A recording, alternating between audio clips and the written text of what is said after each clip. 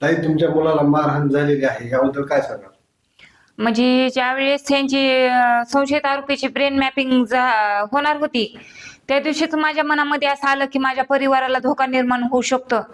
म्हणून मी माझ्या परिवारातल्या सगळ्यांची नावं, म्हणजे माझ्या तिन्ही मुलांची, प्रणव, प्रवीण आणि पंकज, आणि माझ्या भावाची सतीश फड, कारण तो केसचा सगळं तोच पाहतोय, आणि माझे वडील भगवान फड, आणि माझे सासरे दत्तात्रेय मुंडे, आणि माझा दीर अशोक मुंडे, यांची सगळ्यांची नावे लिहून मी पत्र तयार करून परळीच्या पोलीस अधीक्षक परळी पोलीस स्टेशनला, अंबाजोगाई पोलीस स्टेशनला, आणि पुन्हा माझा भाऊ बीडला गेला होता शिवजयंती दिवशी SP ऑफिसला पत्र घेऊन.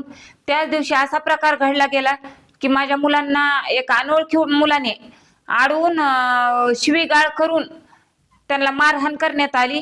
आणि म्हणजे आता लेकरांनी बाहेर फिरायचं का नाही असा प्रश्न बी मला पडलाय.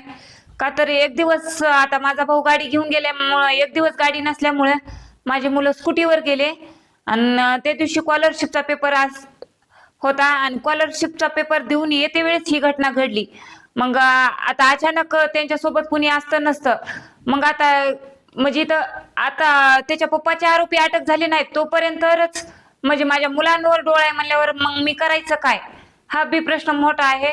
म्हणून मी लगेच तात्काळ त्या अनोळखी मुलावर गुन्हा दाखल केला की म्हणजे माझ्या मुलांना अडवून त्यांनी हे केलेलं आहे. कालच मी तुम्हाला अर्ज दिलेला आहे म्हणून. मग स्वतः PI नाचन सर त्या स्पॉटवर जाऊन त्यांनी पाहणी केली, पण तो मुलगा सापडला गेला नव्हता. मग गुन्हा दाखल केला गेला ना आम्ही घरी आलोत.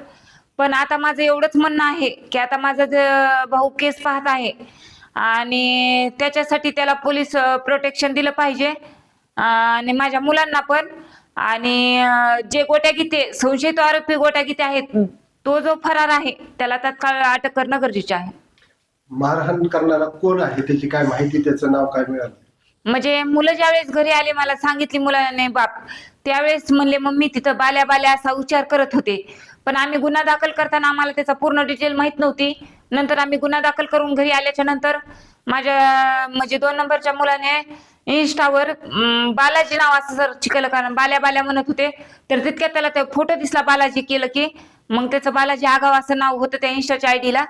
नंतर आम्ही इंस्टाची त्याची ID चेक केली तर त्याच्यात वाल्मी कराडचे सगळे व्हिडिओ होते.